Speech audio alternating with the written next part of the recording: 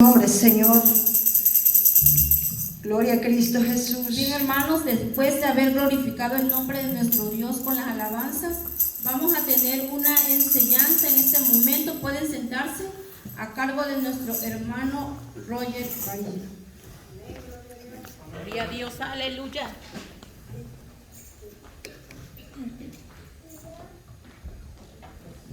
Buenas noches, hermanos, ¿cómo están? Bien, amén. Es un privilegio estar aquí esta noche. Cada Amén. día es un gran privilegio. Sí, amén.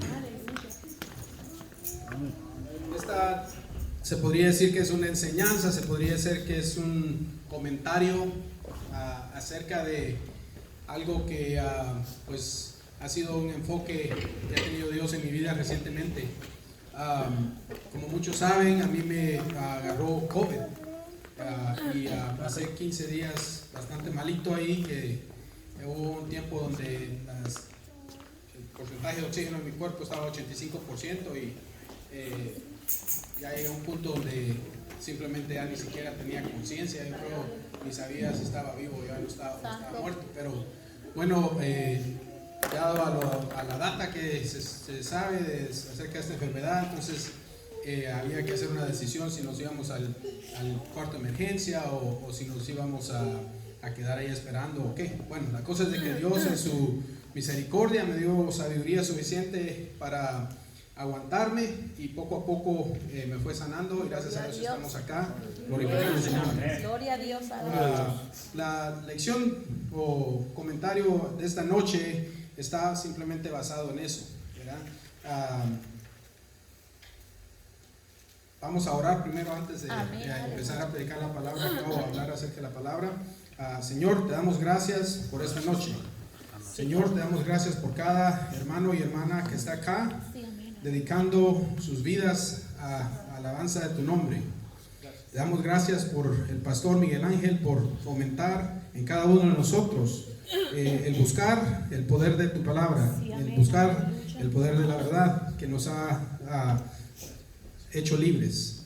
Señor, te damos gracias por cada uno de los hermanos que tal vez no pudieron venir por una razón u otra, que estén en sus casas. Te pedimos, Señor, de que los tengas en bien y que si este mensaje está siendo grabado, pues que llegue a sus casas también, y también los otros hermanos que tal vez en otros países están siendo expuestos a tu palabra por las medias sociales, que sea también de beneficio para ellos, Señor. Te pedimos que tu Espíritu Santo, Señor, esta noche guíe cada palabra que se va a hablar en aquí de prédica o de enseñanza, y que seas tú el que nos guíe, Señor, y que nos dé un poquito de más conocimiento, Señor. En el nombre de Cristo Jesús te pedimos, Señor, todo esto. Amén y amén. Gloria a Dios. Entonces, por favor, abran sus Biblias al Salmo 32. Salmo 32. Estuve investigando un poquito acerca de este salmo, muy interesante. Es parte de una secuencia de salmos, creo que son 12 salmos. Tienen su nombre, son salmos de David, ¿verdad? Son 12 salmos.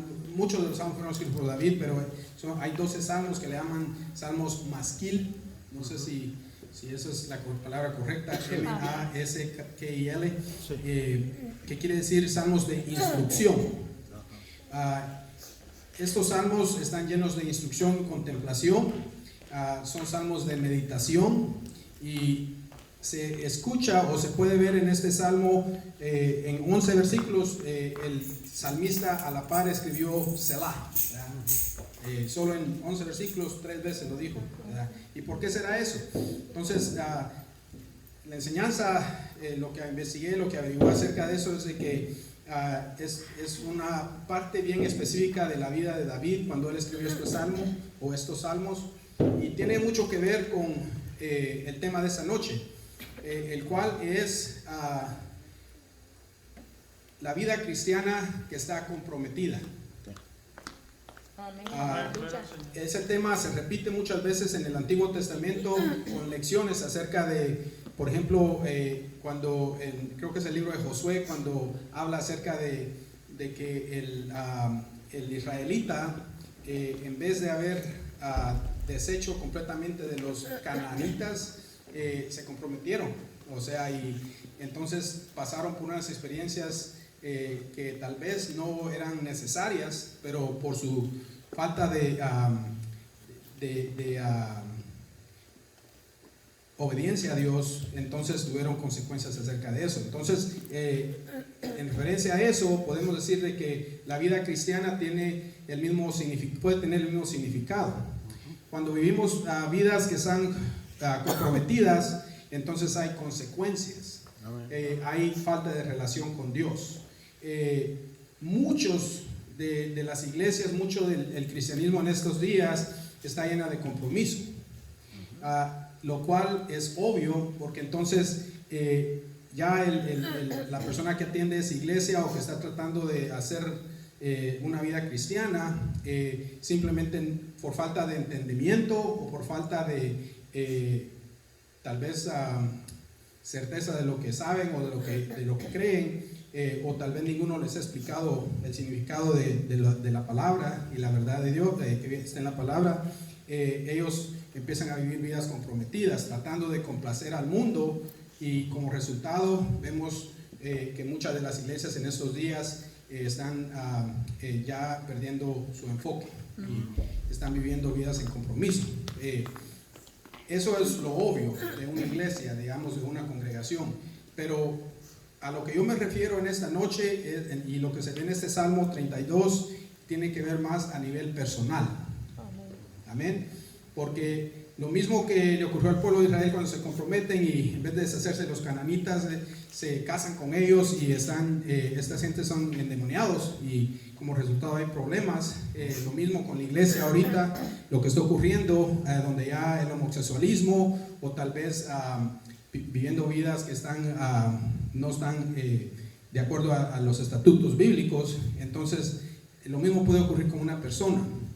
El problema que se ve aquí en el Salmo 32 es obvio de que el salmista estaba haciendo cosas, ya sea que eran obvias o tal vez a escondidas, y que tuvieron también como resultados unas consecuencias graves para su vida, el salmista.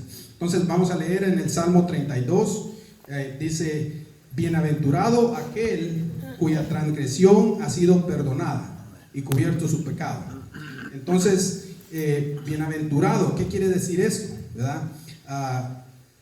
Obviamente es un significado donde qué bien está la persona a la cual sus transgresiones han sido perdonadas y su pecado ha sido cubierto. ¿Cómo ocurre tal cosa? ¿Cómo puede ser que la transgresión sea perdonada y su pecado sea cubierto? La razón por la que Cristo murió en la cruz es obvio, no fue una cosa insignificante, no fue algo simple, fue tal vez el proceso más fundamental desde la creación del universo. Fue la misericordia que Dios tuvo para con nosotros, su creación, para que tuviéramos una chance a la eternidad. Amén.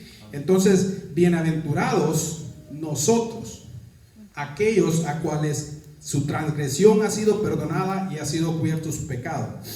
Bienaventurado el hombre a quien Jehová no culpa de iniquidad y en cuyo espíritu no hay engaño. Amén. En los últimos días yo estoy convencido de que el problema más significante, el problema con más efecto al poder que tenga la iglesia va a ser donde hay espíritu de engaño en las personas, donde nosotros vamos a ser más y más poquitos a los que podemos nosotros decir: con él sí yo puedo andar, a él, esto es de los buenos, a él, mi confianza está en él, yo le puedo dar mi espalda y yo sé que él me va a cubrir. Amén. Les quiero decir algo muy importante. Cuando estaba yo en mi cama de morir, es lo que yo le voy a llamar a eso, un cuartito donde me encerré, y yo le dije a mi esposo y a mis hijos, les dije: yo no salgo de aquí, o me sacan en una caja, ¿verdad? O cuarto de emergencia en una ambulancia o aquí me quedo hasta que Dios me ayude acá, ¿verdad? Bueno, entonces en todo eso hubieron puntos donde simplemente ya no había suficiente en mí para aguantar lo que me estaba ocurriendo. El pastor Miguel Ángel nunca dejó de comunicarse. Todos los días me iba a dejar una sopa o una comida o una palabra de aliento. Amén. Eso es lo que va a tener mayor significado en los últimos días. Esa relación íntima entre cada uno de nosotros. Le digo al pastor, estaba sentado ahí, le digo yo, me dice, ¿qué piensa de los hermanos cantantes? Le digo yo, es obvio que están enamorados de Dios. Amén, aleluya. Cuando venía por acá, ahí estaba el bar abierto, ahí estaban unos hasta usando shorts y está ahí como a 20 grados bajo cero, pero así es uno de loco cuando anda en el pecado. Pero manejé así y miraba casitas así con gente ahí y dije, está todo cerrado ya, ¿verdad? Y de repente, el montón de carros y están ustedes alabando a Dios o preparándose para eso. Es obvio cuáles son las prioridades de cada quien. Sí, amén. Si el Señor viniera ahorita, nuestras lámparas están llenitas. Amén. Gloria a Dios, ¿verdad? Y eso es lo que yo vi y eso tiene su significado, ¿verdad? Lo que el pastor hizo para conmigo en mi periodo, uno de los periodos más difíciles de mi vida, tiene su significado, ¿verdad? Lo que hacemos el uno por los otros tiene su significado. El amor que tenemos adentro de nuestro corazón, que no solo es de palabras, sino que es de acción, tiene su significado. Bienaventurado el hombre a quien Jehová no culpa de iniquidad. Somos libres de esa iniquidad. Somos libres de lo que le estaba diciendo el pastor, que cuando uno está en pecado, en iniquidad, la misma desnudez de una está abierto al mundo. Y el mundo tiene mucho placer en sacar a bailar todo lo malo que uno hace. Amén. La santidad es esencial, hermanos. En estos últimos días es muy importante que busquemos la santidad. Y dice, cuyo espíritu no hay engaño. Tenemos que estudiarnos a nosotros mismos, que eso no sea parte de nuestra existencia, para que el hermano que está a la par de nosotros, el pastor, su esposa, los otros, cada uno de nosotros podamos confiar en uno en el otro. Porque que cuando de verdad el otro ya no puede, el otro le mete el hombro y ahí nos vamos ayudando el uno con el otro. Porque el remnant o el grupito que va a quedar va a ser bien poquito, ¿verdad? Los otros van a ser bastantes, ¿verdad? Pero comprometidos. Entonces dice el versículo número 3, dice, mientras callé se envejecieron mis huesos en mi gemir todos los días, porque de día y de noche se agravó sobre mí tu mano, se volvió mi verdor en sequedades de verano. Entonces, cuando estaba estudiando este salmo, una de las lecciones explicaba de que el salmista acá, la primera es una alegoría acerca de qué bonito es el ser perdonado. Pero el Salmo 3 está explicando también qué mal estaba él cuando él estaba escondiendo su pecado. Y qué experiencia es tal cuando uno en su propia ignorancia esconde el pecado, hasta está mintiéndole a todos los hermanos porque uno asume que la persona que atiende la iglesia está en los caminos del Señor, ¿verdad? Pero muchos de nosotros nos volvemos expertos en hacer las dos cosas, estar viviendo dos vidas. Amén. Y las consecuencias que tiene eso son increíbles porque, digamos, esencialmente cuando uno está en pecado, está corrupto. Amén. Y entonces todo lo que tiene la base de la iglesia es la verdad. Cuando estamos viviendo en compromiso, estamos viviendo en mentira. Obviamente entonces eso tiene su efecto en la pureza de la iglesia, de la congregación. Entonces, cuando uno está en pecado, día y noche se agrava uno, se agravó sobre mí tu mano. Es una posición en la cual no queremos estar. Estoy convencido de eso. Pasé años y años y años viviendo así en compromiso. Es mi testimonio. Y les inculco o les motivo a que no hagan eso. Porque por muchos años decía yo, pero ¿cómo es eso de que doy 3 pasos para enfrente y son 5 para atrás? ¿Cómo es eso de que uno se puede ejercitar y tal vez estar en la mejor condición física, pero por dentro uno está deshecho y consumido y con dolores ya de viejito, ¿verdad?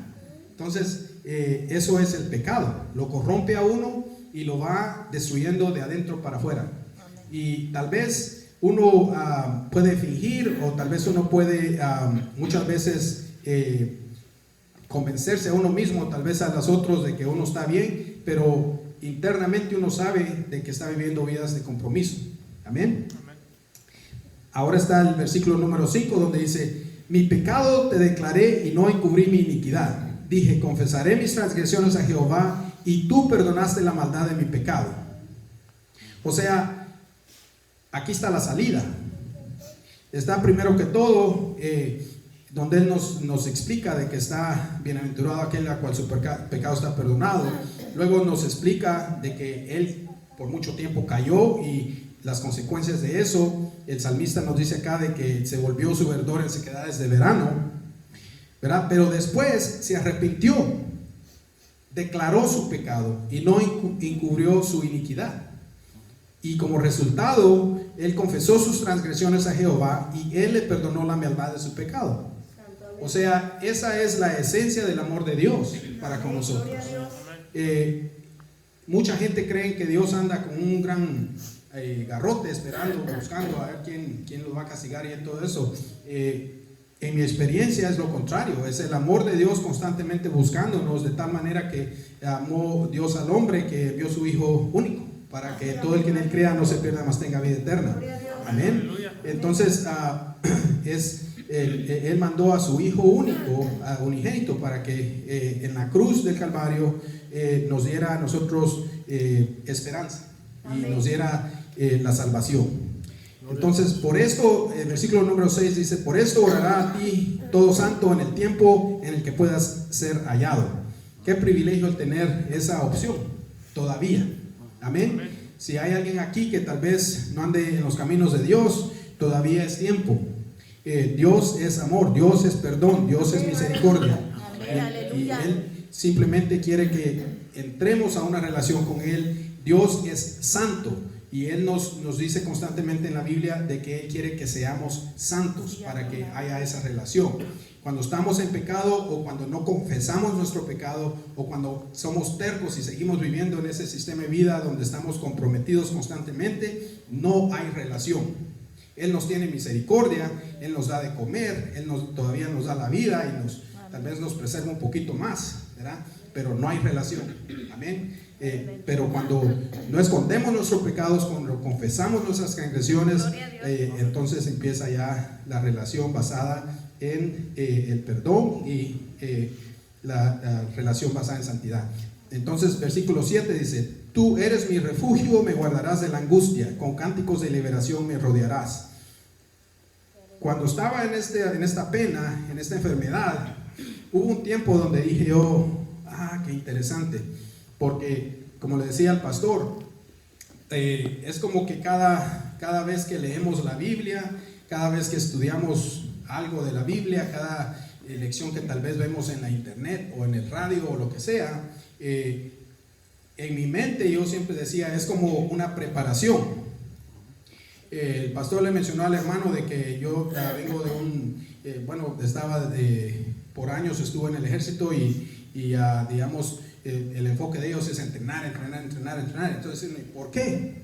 ¿Para qué tanto entrenamiento? ¿Por qué tiene que levantarse a las 4:30 de la mañana a correr? ¿Y por qué tiene que agarrar libros y folletos y todo eso, constantemente aprendiendo, ¿verdad? Constantemente entrenando cosas, la misma cosa? Lo interesante es cuando está uno en una posición donde tal vez tenían que haber 5 médicos en un lugar montañoso, y de los 5 solo llega uno, y tal vez hay 3.500 soldados que están ahí y solo soy yo, y yo tengo que estar 24 horas al día, 30 días de corrido, mirando pacientes, y entonces donde ya ni siquiera uno piensa, no que uno solo actúa. Y todo eso está basado en el entrenamiento que pasó por tanto tiempo. Amén. Entonces, cuando nos capacitamos a base de entrenamiento, a base de la palabra, es la razón por la cual tenemos que tener tanto enfoque en eso, es para cuando la hermana mencionó ahora cuando estaban cantando, cuando venga la tormenta, cuando el enemigo aceche, cuando gracias, hermano, cuando la situación sea inesperada y donde simplemente uno tal vez ya no tenga nada que dar, entonces es cuando eso tiene que empezar a actuar en la vida de uno, ¿verdad? En este caso, cuando llegó un punto donde yo sentía que ya dije, oh, bueno, yo creo que no la voy a pasar, ya no la voy a hacer esta noche, ¿verdad? Entonces empecé a poner en mi teléfono este Salmo 32, y cada vez que se iba acabando le pasaba otra vez así, le pasaba otra vez así, y la cosa es de que cuando me recuperé ya era de día, y dije, oh, sí la hice, ve, ¿verdad? O sea, llegó un punto también donde, digamos, uno puede decir, oh, yo puedo recitar tal salmo, o yo puedo recitar tal oración, o yo puedo tal vez pensar en cierta cosa que me va a motivar para seguir adelante.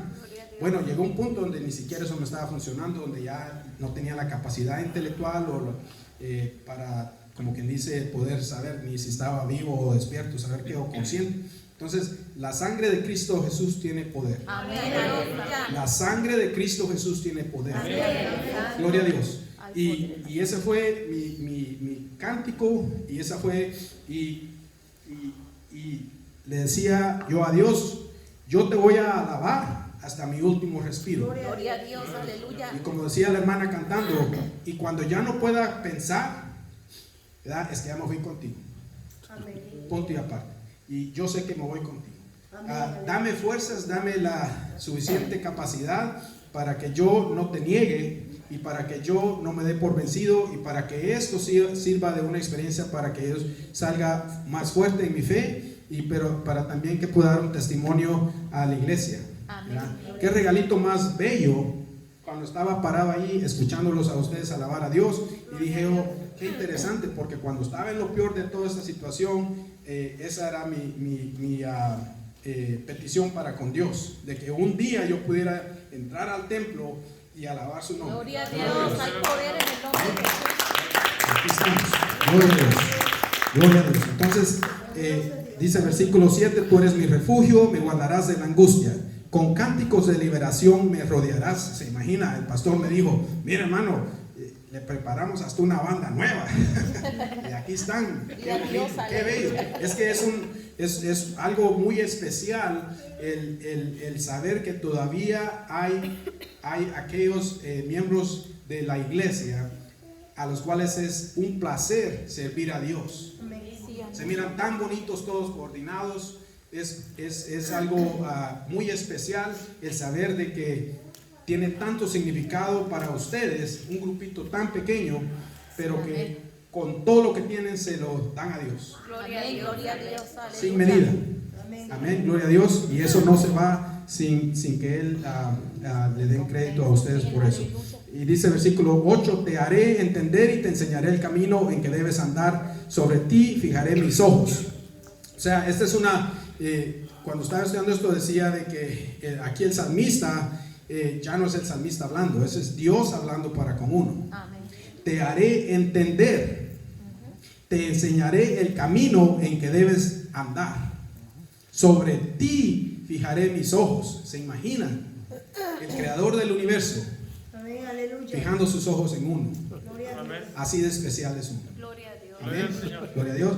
Entonces, no seáis como el caballo o como el mulo sin entendimiento, dice acá, que han de ser sujetas con cabestro y con freno, porque si no, no se acercan a ti.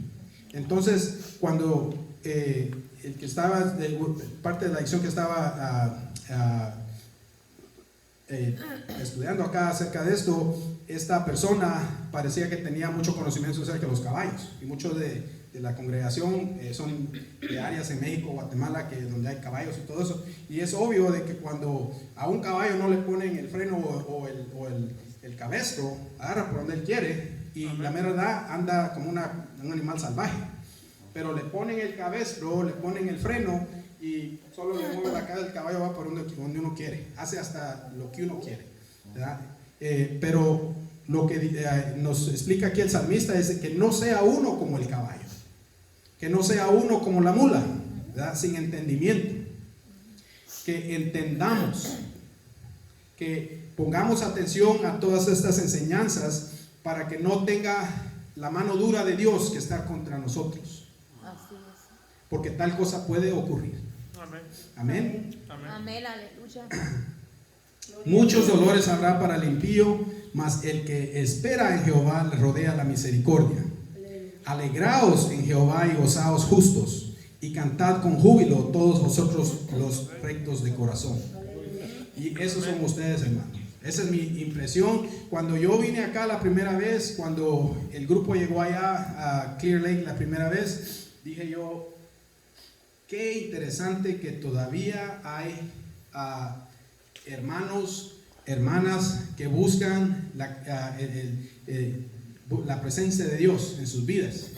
O sea, llegaba tal vez al servicio que iba a empezar a las 6 y a las 5 estaban todos de rodillas, adorando a Dios, pidiéndole que los iluminara, al pastor que lo ilumine para su prédica. Y era obvio de que no era solamente un proceso para, como quien dice, sentirse a gusto uno que uno fue a la iglesia, no, que era una relación íntima con Dios, donde al estar hincados, al estar en la presencia de Él, dando de todo lo que tenemos, no era solamente para, como quien dice, dar una impresión de que estamos en relación con Él, sino que simplemente algo que ocurre como cuando un padre y un hijo hay relación, no tiene uno que decirle, venite, te quiero dar un abrazo, se abraza uno porque se quiere. Y eso es lo que yo vi desde que empecé a atender tanto acá como allá cuando hemos estado en los servicios en Clear Lake. Eso es lo que yo he visto, ¿verdad? Entonces, ustedes los justos, alegraos en Jehová y gozaos, ¿verdad? Cantad con júbilos todos vosotros los rectos de corazón, dice la Biblia. Amén, gloria a Dios. Entonces, la lección acá, para mí, yo creo que todas estas prédicas, o cuando el pastor nos invita tal vez a predicar o a hablar un poquito acerca de algún tema, casi siempre, o la mayoría de veces para mí, es una lección para mí, ¿verdad? O sea, en el sentido de que yo pasé décadas y décadas viviendo en pecado, viviendo en vida de compromiso, con consecuencias. Le puedo decir, en estos 15 días encamado, tuve mucha oportunidad de, como quien dice, hacer rewind en un cassette, ¿ya? Los que están ya de edad, que tal vez todavía hubiera una casetera que se le podía poner para que le diera para atrás, para escuchar la música. Eso también es lo que ocurrió en mi vida. Todo lo malo, todas las cosas, la experiencia y todo lo que había hecho yo por tanto tiempo, como que Dios estaba trayendo a contabilidad para eso. Y como que Dios también me estaba explicando cómo eso afectó a medio mundo, sin yo saberlo. Y una motivación de parte de Dios conmigo, de decirme, ¿sabes qué? A pesar de todo eso, aún así hay amor para contigo. Simplemente la relación tiene que ser basada en la verdad, basada en la santidad y basada en hacer los preceptos y estatutos que están aquí en esta palabra. Y simplemente hubo un gran periodo de arrepentimiento, un gran periodo de remordimiento, de pedir perdón constantemente, hasta donde llegó un punto donde decía yo, ¿será que hay tal punto donde uno ya podría decir que está uno ya en santidad? Y ese punto, yo pienso que, basado en lo que he entendido de la Biblia, ocurre el día que uno es salvo, pero el proceso puede que dure décadas. Y el entendimiento de que uno no puede vivir vidas de compromiso, comprometidas, haciendo el pecado y tal vez aún así inmiscuyéndose con la congregación, puede que sea inmediato o puede que sea que pase por un proceso. Como le digo al pastor, prefiero que casi me iba a morir y llegar a un entendimiento de cómo ya estaba ofendiendo a Dios con mi vida que estaba viviendo, que lo contrario. Entonces, ahora les motivo pues de que hagan lo mismo. Si hay alguien aquí que tal vez ha creado su propia religión, donde tal vez ha creado un Dios que no es bíblico, donde uno cree de que el hecho de que tal vez convence a medio mundo de que uno está viviendo una vida correcta, pero adentro está corrupto, pues no es bueno estar así. Así es, Tuvo Dios misericordia de mí, aquí estoy, vivito y coleando, como decimos en mi país, pero yo creo que era bien posible que yo hubiera podido perder mi vida. Hay muchas personas que no tienen esa oportunidad. así es. Que digamos tal vez están viviendo vidas en pecado y algo pasa y se acabó la vida.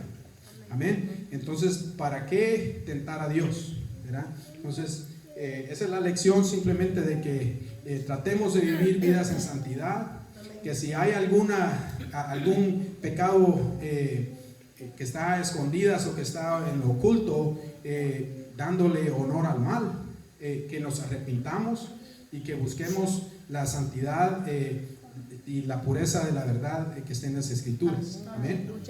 Gloria a Dios. Eso es todo lo que tengo para esta noche y que Dios los bendiga. Amén.